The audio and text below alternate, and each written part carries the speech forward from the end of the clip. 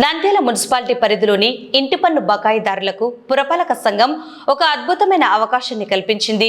దీర్ఘకాలంగా పెండింగ్లో ఉన్న ఇంటి పన్ను బకాయిలపై పేరుకుపోయిన వడ్డీలో 50% రాయితీని ప్రకటిస్తున్నట్లు మున్సిపల్ కమిషనర్ శేషన్న తెలిపారు. ఈ రాయితీ అవకాశం కేవలం ఈ నెల 31వ తేదీ వరకు మాత్రమే అందుబాటులో ఉంటుంది. ఈ అవకాశాన్ని వెంటనే ఉపయోగించుకోవాలని కమిషనర్ సూచించారు. నంద్యాల పట్టణ ప్రజలందరికీ నమస్కారం. రెవెన్యూ వసూళ్లకు సంబంధించి మార్చి 30వ తారీఖు ఆఖరు. అందువల్ల దీనికి సంబంధించి ప్రాపర్టీ ట్యాక్స్ సంబంధించి గవర్నమెంట్ వారు వడ్డీలో 50% రాయితీ ఇచ్చారు. అందువల్ల ప్రాపర్టీ ట్యాక్స్ కట్టాల్సిన వారందరికీ రిక్వెస్ట్ ఏంటంటే మార్చి 30వ తారీఖు లోపలే మీరు ఎవరైతే ప్రాపర్టీ ట్యాక్స్ డ్యూస్ ఉన్నారో వారందరూ కూడా డ్యూస్ క్లియర్ చేసి ప్రభుత్వం కల్పించినటువంటి వడ్డీ రాయితీని సద్వినియోగపరచుకుంటారనేసి ప్రతి ఒక్కరిని కోరుతున్నాం.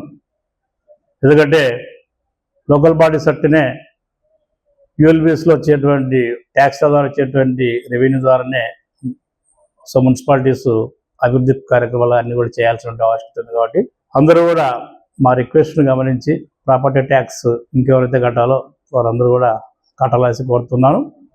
అదేవిధంగా ట్రేడ్ లైసెన్స్ ఇంకా బాకీ ఉన్న వాళ్ళందరూ కూడా వెంటనే క్లియర్ చేసి ఆడుతున్నాం.